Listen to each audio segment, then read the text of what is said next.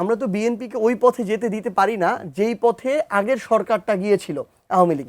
আমরা বাংলাদেশের স্বার্থে বিএনপিকে সঠিক পথে দরকার। এই সরকারের যদি বলি যে বয়স 2 মাসের মতো কম, 1 মাস 27 দিন, এই 2 মাসের কম একটা সরকারের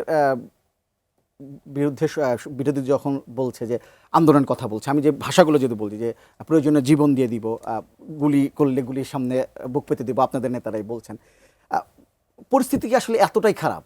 পরিস্থিতি এখনো আমাদের জায়গা থেকে আমরা যদি অতটা বিচার করতাম তাহলে তো মাঠের আন্দোলনের তীব্রতাটাও ততটা হতো।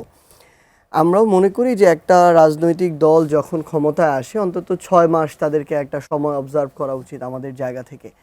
এবং আমাদের জায়গা থেকে এখন আসলে যেটা হতে পারতো যে সরকার দল বিরোধী দল সংসদে যারা আছে সবাই একসাথে মিলে আলোচনা করছে, পলিসিগত আলোচনা, যে কিভাবে আমরা আমাদের দ্রব্যমূল্যের ঊর্ধ্বগতিটা কমাতে পারি, কিভাবে জ্বালানি সংকটটা আমরা নিরসন করতে পারি, কিভাবে হামের প্রাদুর্ভাব কমিয়ে আমাদের স্বাস্থ্যগত যে কাঠামো এটার আমরা উন্নতি করতে পারি, কিভাবে আমরা আমাদের শিক্ষার মানকে উন্নয়ন করতে পারি। এই জায়গাটাতে আমাদের আলোচনাটা হওয়া দরকার ছিল, এটা হচ্ছে রিয়েলিটি।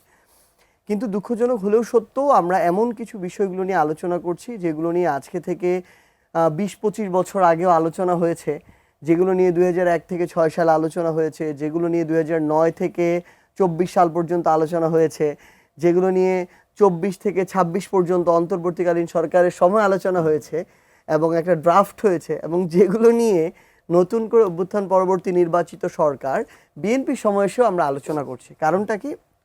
কারণটা হচ্ছে আমরা যখন ক্ষমতার বাইরে থাকি, আমরা যখন বিরোধী দলীয় রাজনীতি করি, যখন আমরা অত্যাচারের শিকার হই, নিপীড়নের শিকার হই, ক্ষমতার অপব্যবহারের শিকার হই, তখন আমরা প্রকৃত দৃশ্যটা দেখতে পাই। কিন্তু যখন আমরা ক্ষমতার জায়গাটাতে চলে যাই তখন আমরা ক্ষমতাটাকে উপভোগ করা শুরু করি এবং আমরা চাই যে আমাদের ক্ষমতাটা আরও কতভাবে আমরা পুঞ্জীভূত করতে পারি, ক্ষমতাটাকে আরও কত সার্বভৌম করতে পারি। তো সেই জায়গা থেকে খুব স্বাভাবিকভাবেই আপনি দেখবেন বিএনপির যদি 31 দফা আপনি দেখেন, সেখানে প্রথম দফা হচ্ছে যে সংবিধান সংস্কার কমিশন করা। আবার সেখানে একদম স্পষ্ট করে লেখা আছে এখানে ব্যাখ্যাটাতে যে কিছু কিছু জায়গায় আইনের সংশোধন হবে, আর যে মৌলিক জায়গাগুলো সেখানে সংস্কার আনবে কমিশন গঠনের মধ্য দিয়ে। কিন্তু আমরা দেখি ক্ষমতায় এসে আবার বিএনপির পক্ষ থেকে বলা হচ্ছে যে সংবিধানের সংস্কার হয় না, শুধু সংশোধন হয়, রহিতকরণ হয়। আবার আমরা যখন দেখি এই 31 দফাতেই আছে যে বিভিন্ন যে প্রতিষ্ঠানগুলো, স্বায়ত্তশাসিত প্রতিষ্ঠানগুলো, ধরেন দুদক, ধরেন বাংলাদেশের সুপ্রিম কোর্ট, এই প্রতিষ্ঠানগুলোকে আরও বেশি হচ্ছে স্বচ্ছতা নিশ্চিত করা হবে, জবাবদিহিতা নিশ্চিত করা হবে, স্বাধীন করা হবে।